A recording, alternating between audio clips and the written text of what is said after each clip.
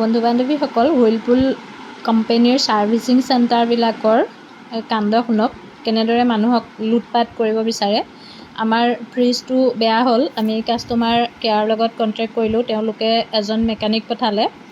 সকলোবিলাক চাই চিতি তেওঁ সম্পূৰ্ণ ফ্ৰিজৰ সকলোবিলাক সলনি কৰিব লাগিব বুলি ক'লে। কম্প্ৰেচাৰটো ফ্ৰী আছিলে, ফ্ৰী থকাৰ পাছতো তেওঁলোকে 8,000 পৰা 10,000 টকা খৰচ হ'ব বুলি ক'লে। তাৰোপৰি ৱৰ্কশ্বপ লৈ যাব লাগিব বুলি ক'লে। ৱৰ্কশ্বপৰ দূৰত্ব ইয়াৰ পৰা প্ৰায় 35 কিলোমিটাৰ। ট্ৰান্সপৰ্টেশ্যনৰ খৰচাই আহিব আমাৰ 3,000 পৰা 3,500 খৰচা। আনিব লাগিব, নিবও লাগিব। তাৰোপৰি যথেষ্ট সময় লাগিব বুলি ক'লে।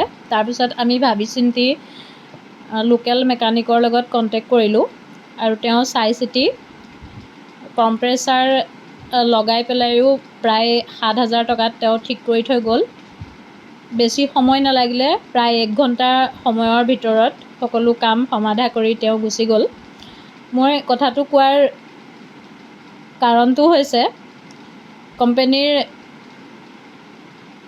কোম্পেনীয়ে লুটপাট কৰিব বিচাৰে নহয়, আচলতে কৰিলেহেঁতেন। অকণমান যদি সোধা পোছা কৰা নহ'লহেঁতেন, সিহঁতি আমাক লুটি লৈ গ'লহেঁতেন। কাৰণ 10,000 বুলি কৈছিলেহে, তালৈ লৈ যোৱাৰ পাছত আৰু কিমান কত খৰচা উলিয়ালেহেঁতেন। আচলতে বহুত আমাৰ বেছি একো বেয়া হোৱা নাছিলে, কম্প্ৰেচাৰটো গৈছিলে। কম্প্ৰেচাৰটো চেঞ্জ কৰি দিয়াৰ পাছতে আমাৰ ফ্ৰিজটো ভাল হৈ গ'ল। মই তাকে সকলোকে সজাগ কৰিলোঁ, অলপমান ভাবিব। আজিলৈ আহোঁ, ভাল পালে আৰু 10 জনলৈ ভিডিঅ'টো পঠাই দিব, যাতে সকলো সজাগ হয়। ধন্যবাদ।